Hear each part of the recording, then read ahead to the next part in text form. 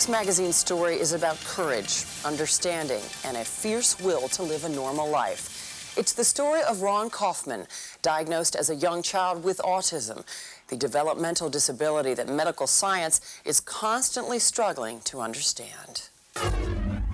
When I was little, there was less than 1 in 10,000 children with autism and on the autism spectrum. Now, the common statistic recited is there's 1 in 150. I just read that in Newsweek. And that's in the last decade, and even more so in the last 5 years, there's been a tremendous explosion. It's really become an epidemic. At a young age, I was diagnosed as severely autistic. I actually had a tested IQ of below 30. And what I would do is I would spend my days spinning plates, rocking back and forth, flapping my hands, and other repetitive, exclusive type behaviors like that. I was really in every way in my own world. I had no language, no communication whatsoever. And my parents were told, look, we're really sorry, he has severe autism. This is how he is, and this is really how he's gonna be for the rest of his life. They took me home, and they developed their own home-based, child-centered program where they worked with me for a little over 3 years. We actually valued Ron as our teacher and literally joined him in his world. And little by little, that little boy slowly let us in.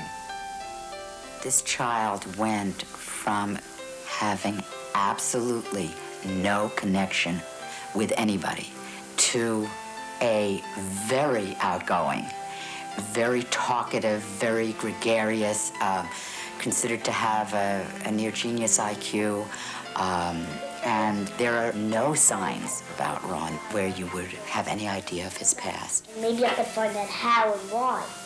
I see. Would you like to know how and why?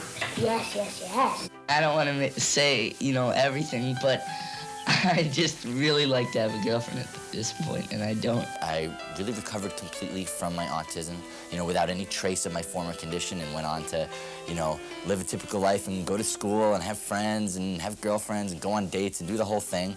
And then ultimately went on to graduate from Brown University with a degree in biomedical ethics. After my recovery, my father, who's an author, Barry Neil Kaufman, he wrote the book Sunrise, The Miracle Continues, and that detailed my story. And that book in 1979 was turned into a television movie, and that was seen by millions of people around the globe. Where do you go?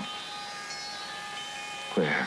It was a real trip. I was 6 or 7 years old, and I'm watching this little kid play me and these actors play my parents. Ultimately, people started coming to my parents and asking, how can we use these principles and strategies with our own children?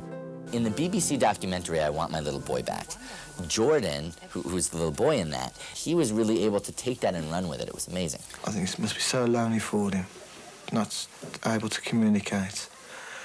I think it must be frightening for a little boy to be sort of locked away.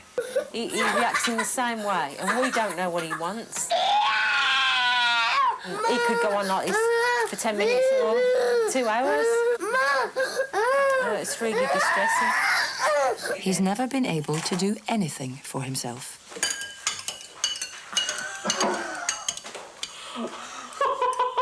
Touched it to see if it's hot enough. Jordan had never seen a microwave before they came to America.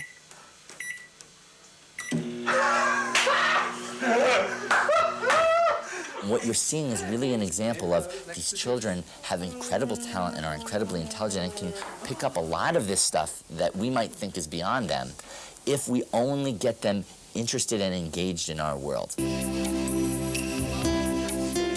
When I was autistic, I used to hide in the couch because we had this big sofa, and it was and it felt really nice because when you jump into it, there was it felt like it was sort of pitch black.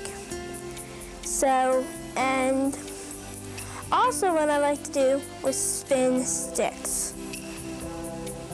I used to spin them all the time. Kyle spent a fair amount of time, probably 30%, 40% of his day, immersed in the cushions of our couch. It'd be the first thing he did when he got up in the morning.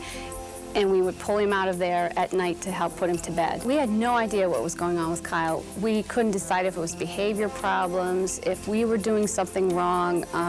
We just couldn't seem to connect with this child the way we did with our first child. Many of the children that we work with who are on the autism spectrum are highly, what you might call, overstimulated. It's like they're in a mall all day. So because of that, we have something called the Sunrise Program Playroom. They built this room, and I played inside the room basically all day. This room is a room where there's no control battles, where we're not saying, hey, stop, don't do that, I asked you not to do that. We're really saying, hey, this is your room. We find that this playroom is really, really key. We went to Sheffield, Massachusetts, and we were with an incredible group of people. We were with 40 other parents of children with autism, Asperger's, ADD, from severe autism to moderate autism, which is how we would describe Kyle's diagnosis. And all these people shared a common hope and belief in their children, and a lot of fear and frustration and anxiety over what to do. The program wasn't just about Kyle. It asked a lot of us.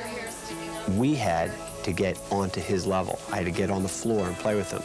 Once we started the program, within a matter of months, we could see him start to react to us, start to look at us. He started to hug us, tell us he loved us, things that he had never been able to do before. Then he started to communicate with us.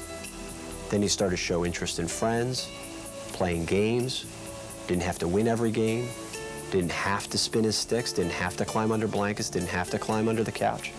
And within a couple years, it became evident that he was going to become a fully normal kid.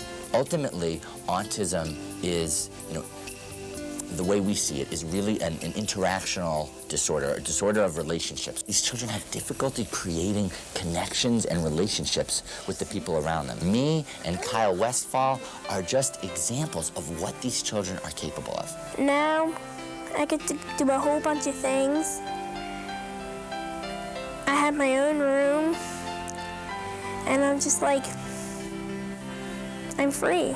I'm done. Not all of these children are going to turn out like me, which, by the way, is absolutely true. Every child is different. We don't make promises. With that said, I still don't get the whole false hope message. I just don't get it. I don't get who decided that a life sentence was better than an outstretched hand and an open door. You have to deal with it. And you have to do a bunch of things, even though you don't want to, you just have to deal with it. And soon enough, it turns like, hey, I'm normal now. And so I listened, and I got through a bunch of stuff, and here I am. And if you want more information about the Sunrise program, you can visit the website at www.sunrise.org.